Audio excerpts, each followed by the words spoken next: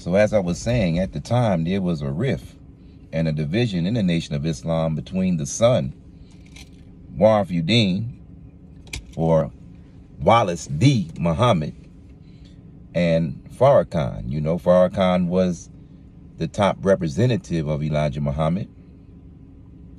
And when Elijah Muhammad passed, his son Wallace took over, who never believed in his father's teachings, who studied what they would call, quote unquote, true Islam and the Arabic language, which is another bunch of nonsense. And anyway, so it was Farrakhan's decision to split from Wallace and to bring back the original teachings of Elijah Muhammad. So when I came in under the Nation of Islam and Farrakhan's leadership, it was strong opposition between the two camps. And I was so fanatical. And anybody who knows my history, any Muslims, you go to New Jersey, where I started my journey in Islam, even though I stood up in New York, we would travel from Jersey to New York. But New Jersey is where I did my footwork. And anybody who knows Brother Maurice at that time, they know that I was a fanatical soldier. And I'm glad I never encountered Warif Muhammad, a.k.a. Wallace D. Muhammad, because I was so fanatical, I would have killed that man.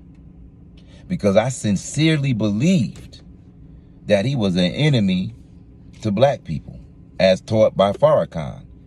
Farrakhan had twisted up the Nation of Islam philosophy so much to tell her what it was that he was doing at the time, during that era, that he formulated some teachings that was really, really dangerous and toxic to the mind of the young Muslim, especially in that era. Because these Muslims today, like Rizza Islam and Ben X, them brothers don't know nothing about real street soldiering. These are what you call soft shoe Muslims. Modern day soft shoe Nation of Islam Muslims. Limelight Muslims. When we were back on the streets, we were dope busters, kicking in dope dealers' doors and taking their safes and putting their dope, actually taking their dope and shoving it down the toilet, but keeping all their money and their resources. We were gangster Muslims back in the 1980s, 1988, 87, 86, when the crack epidemic was alive and all powerful in the black community.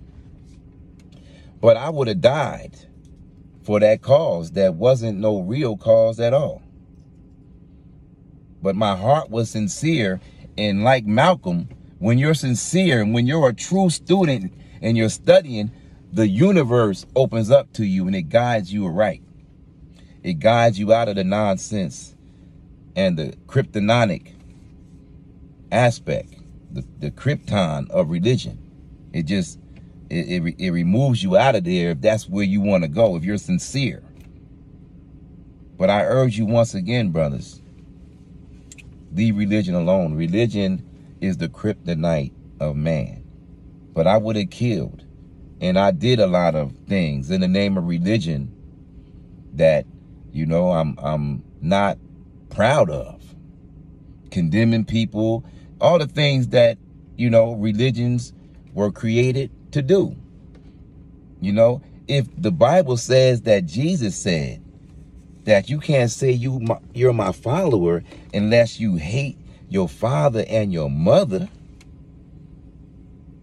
that tells you right there there's something wrong. How you gonna disown your mother and father for a stranger you never met? And then Elijah Muhammad was calling himself Christ and Jesus. And today, Farrakhan calls himself Jesus. So it's a perpetuation of insanity. And black people in particular do not need no more religion. We are over the top, over the head in religion.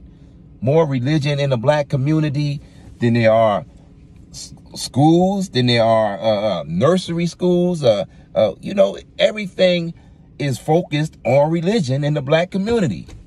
And religion means to bind back, to take back, to make someone go backwards. That's what religion means.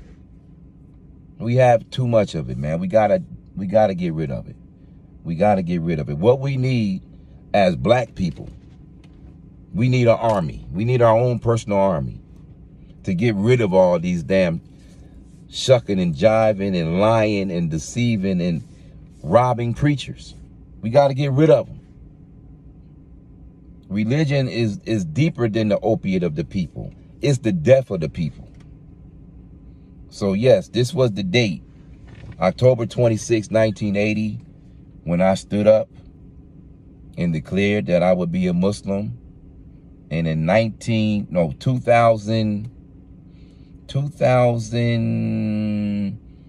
I would say 2015, when I had the unfortunate event of going to prison, I was like Paul in reverse. They say that Paul on the road to Damascus had an aha moment.